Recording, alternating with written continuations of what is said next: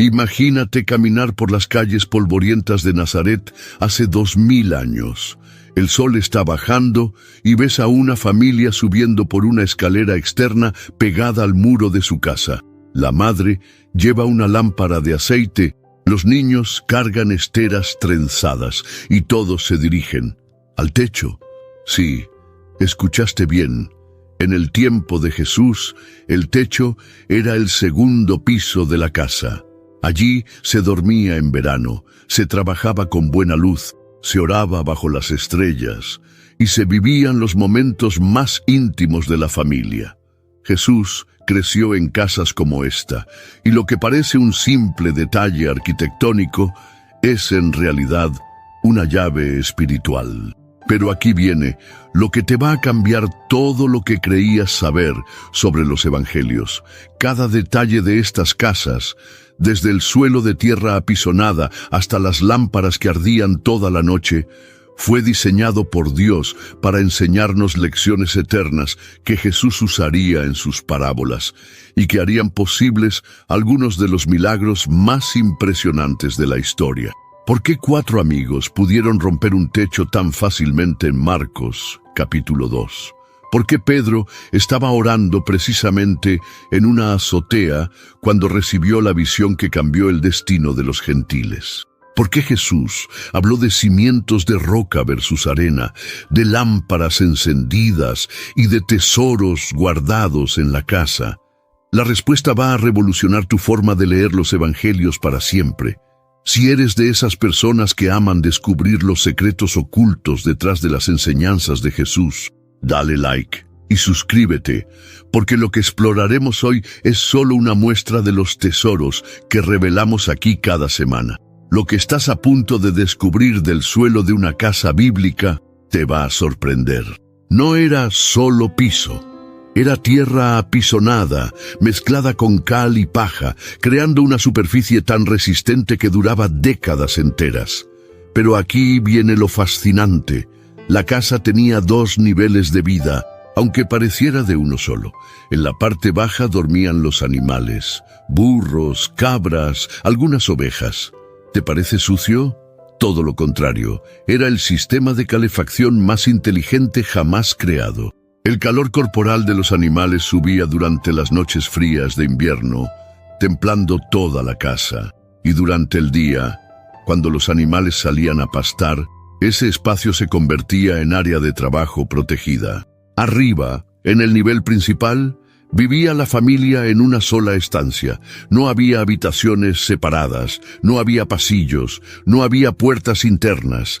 Era un espacio multifuncional donde se comía, se trabajaba, se oraba y se dormía. Las esteras trenzadas se extendían para comer, se enrollaban para trabajar y se volvían a extender para dormir. Imagina 7 personas, lado a lado, compartiendo el mismo aire, los mismos silencios y las mismas oraciones. Jesús creció pisando este suelo, conocía el sonido de las cabras moviéndose abajo en la madrugada, sabía lo que significaba que toda la familia compartiera un solo espacio, sin secretos, sin escondites. Y cuando años después enseñó sobre la unidad del cuerpo de Cristo, sobre la importancia de la comunidad, sobre vivir en transparencia, estaba hablando desde la experiencia de haber crecido en una casa donde la privacidad era un lujo inexistente. Pero espera, porque lo que sostenía toda esta vida no era el suelo, sino las paredes que escondían un sistema de almacenamiento que va a explicar una de las enseñanzas más profundas de Jesús sobre dónde guardamos nuestros tesoros. ¿Sabías que las paredes de una casa bíblica eran como bibliotecas vivientes? No eran simples muros. Eran sistemas de almacenamiento planificados con la precisión de un arquitecto moderno. Imagínate parado frente a una pared gruesa, de casi medio metro de ancho. En la parte superior, nichos cuidadosamente tallados guardaban los rollos sagrados y las pocas monedas de la familia. Al medio, espacios perfectos para las lámparas de aceite y los cuencos de cerámica. Abajo, herramientas de trabajo y utensilios del día a día.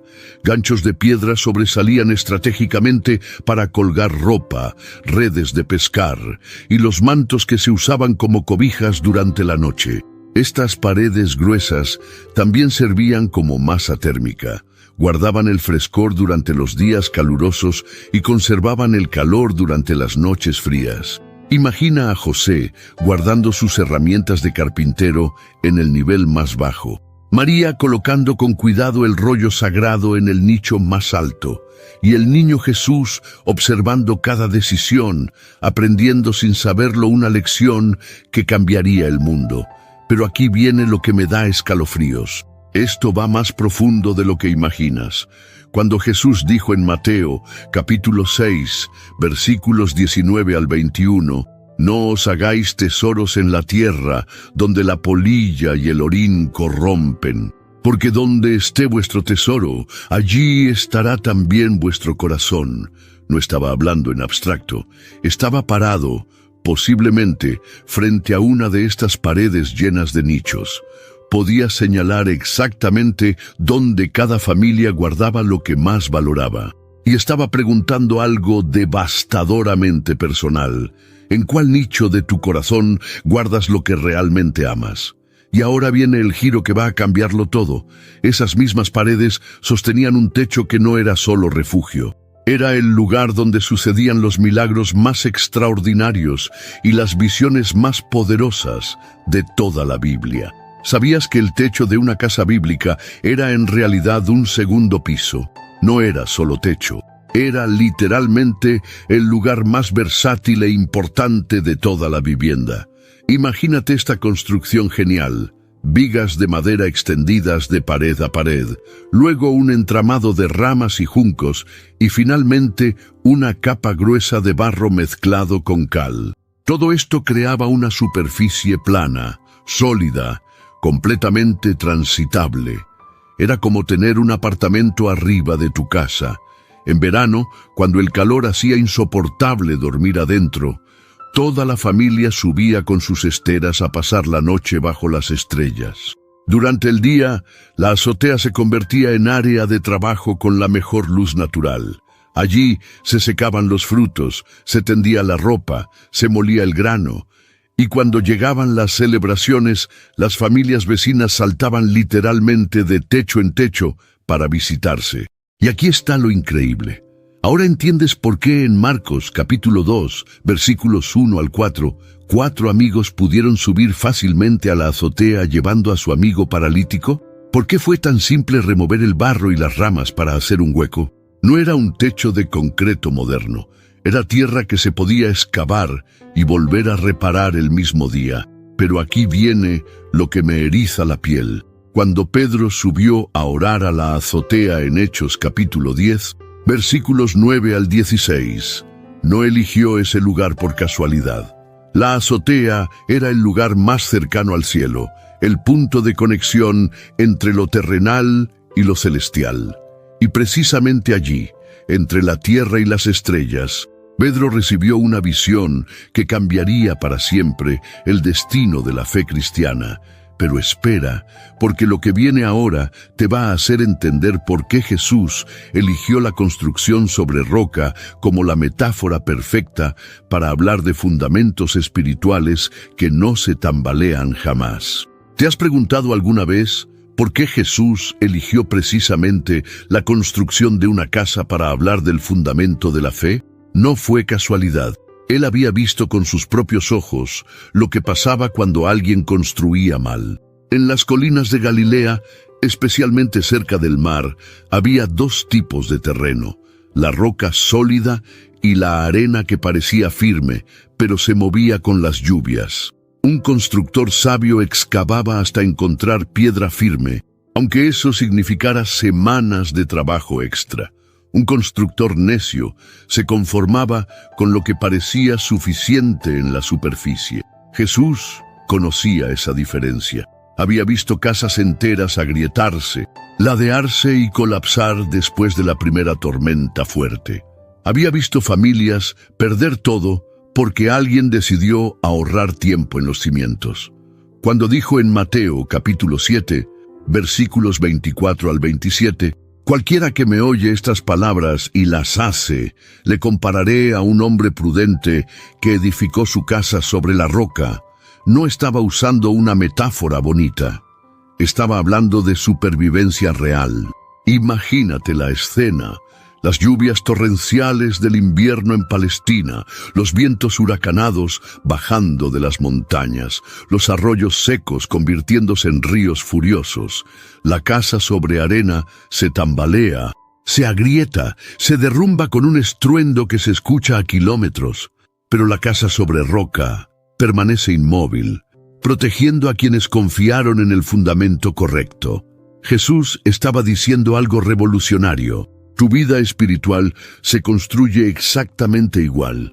Puedes edificar sobre lo que parece cómodo y rápido, o puedes excavar profundo hasta encontrar la roca de la obediencia a su palabra.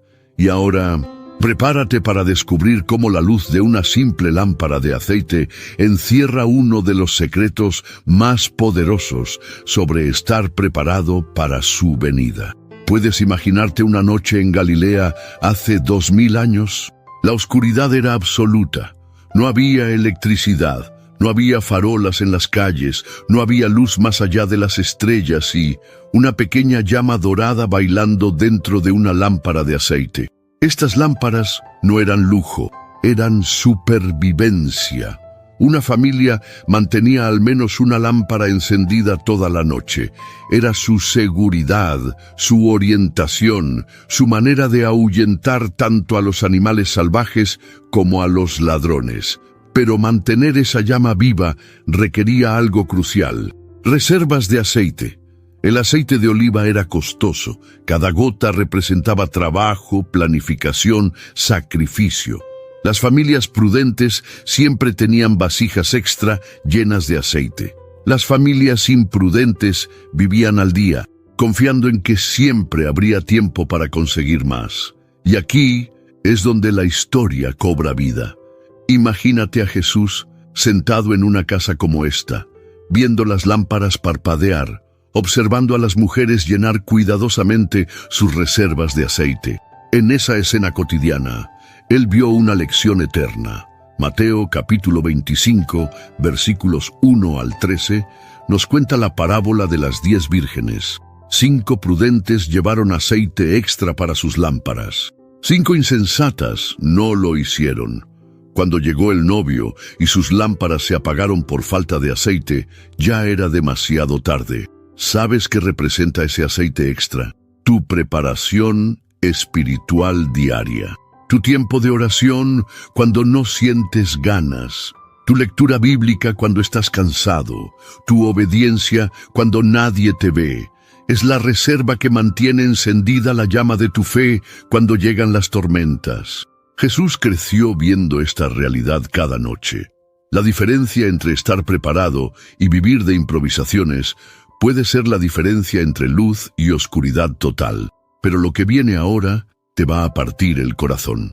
Cómo la fe práctica se vuelve amor en acción cuando construyes pensando en proteger la vida de otros. Hay algo en la ley de Dios que va a revolucionar tu forma de entender el amor práctico.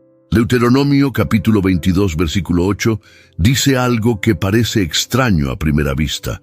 Cuando edificares casa nueva, harás pretila tu azotea, para que no eches culpa de sangre sobre tu casa si de ella cayere alguno. Un pretil, un pequeño muro alrededor del techo. ¿Para qué? Imagínate la escena.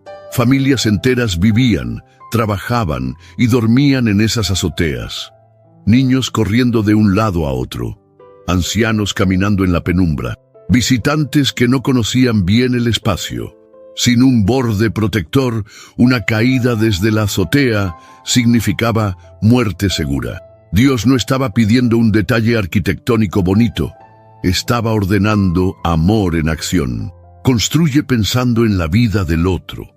Edifica cuidando al que vendrá después de ti. Tu fe se demuestra en cómo proteges al prójimo, no solo en cómo te proteges a ti mismo. ¿Te das cuenta de la profundidad de esto? El parapeto era invisible para quien lo construía, solo importaba para quien podría caerse. Era amor puro, esfuerzo sin recompensa personal, cuidado sin reconocimiento. Jesús creció viendo estos parapetos en cada azotea. Aprendió que la fe verdadera se mide por cómo construyes para otros, no solo para ti. Cuando años después dijo, ama a tu prójimo como a ti mismo, había crecido en casas donde el amor al prójimo estaba literalmente construido en los muros. Pero aquí viene algo que va a partirte el corazón. Estas mismas casas revelaban una desigualdad brutal que Jesús vio desde niño y que explica por qué sus parábolas sobre ricos y pobres son tan específicas y devastadoras. Dos casas, lado a lado en la misma calle de Nazaret.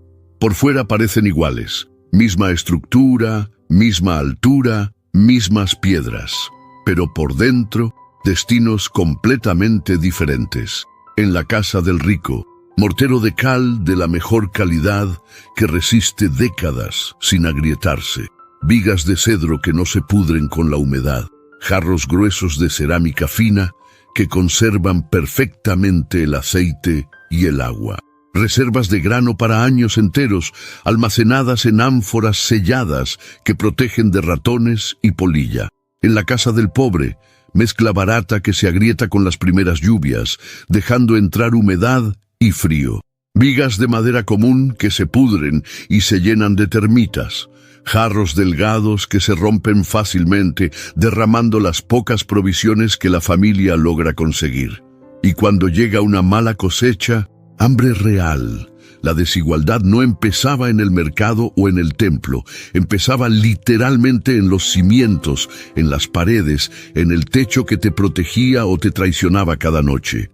Jesús creció viendo estas dos realidades. Conocía el sonido diferente que hacían los pasos sobre un piso bien construido versus uno que se hundía. Sabía distinguir el olor de una casa con filtraciones de otra que se mantenía seca. Había visto familias enteras enfermar por vivir en casas mal construidas, mientras otras prosperaban en hogares sólidos. Cuando años después contó la parábola del rico y Lázaro en Lucas capítulo 16, no estaba inventando una historia. Estaba describiendo la desigualdad que había presenciado casa por casa, techo por techo, lámpara por lámpara. Y precisamente por eso, sus palabras sobre los pobres no eran teoría teológica, eran memoria de infancia, eran justicia nacida de haber crecido donde la diferencia entre ricos y pobres se medía en la calidad del barro que protegía tu sueño. Pero aquí viene la revelación que va a cambiarlo todo sobre cómo entiendes tu propia casa y tu propia fe. Después de caminar por cada rincón de la casa donde creció Jesús, algo se vuelve cristalino. No hay detalles sin propósito en la vida del Maestro. Cada suelo que pisó, cada pared que tocó, cada techo bajo el que durmió, cada lámpara que lo alumbró, todo fue diseñado por el Padre para enseñarnos cómo vivir. La casa de Jesús era simple y sabia al mismo tiempo. Esteras versátiles que se adaptaban a cada necesidad. Paredes que guardaban tesoros en lugares estratégicos. Un techo que se convertía en lugar de encuentro con el cielo. Lámparas que nunca se apagaban porque había aceite de reserva. Bordes que protegían la vida del prójimo. Y cimientos que no se movían porque estaban cavados hasta la roca. ¿No es exactamente así como debe ser la fe del reino? Funcional y hermosa, adaptable pero firme, práctica pero celestial, preparada para las tormentas pero siempre protegiendo al otro. Jesús no solo enseñó sobre estos principios, los vivió desde niño. Cada parábola que contó, cada milagro que hizo, cada lección que compartió, brotaba de la memoria arquitectónica de su infancia en Nazaret. Hay algo que quiero confesarte antes de terminar. Muy pocas personas en YouTube buscan realmente contenido que transforme su fe desde lo cotidiano. La mayoría quiere entretenimiento superficial. Pero tú Tú llegaste hasta aquí escuchando sobre suelos, paredes, techos, lámparas y parapetos y sentiste que Dios habla también desde los detalles más simples. Eso me dice que tienes hambre de algo más profundo. Si sientes que esta revelación sobre las casas bíblicas tocó tu corazón, comenta «Casa sobre la roca», para que sepa que hay alguien más sediento de verdad como yo. ¿Qué detalle te sorprendió más? ¿Las azoteas como segundo piso, los nichos que guardan tesoros o las lámparas que arden toda la noche? Te leo en los comentarios. Si crees que alguien más necesita descubrir estos secretos arquitectónicos de la fe, comparte este video. Dale like si quieres más revelaciones bíblicas que conecten lo cotidiano con lo eterno. Y suscríbete para no perderte ninguna exploración que puede transformar tu forma de leer los evangelios. Recuerda, Dios no solo construye casas sobre la roca, construye vidas enteras sobre el fundamento de su palabra. ¿Y tu casa espiritual? Está esperando los toques finales del maestro constructor.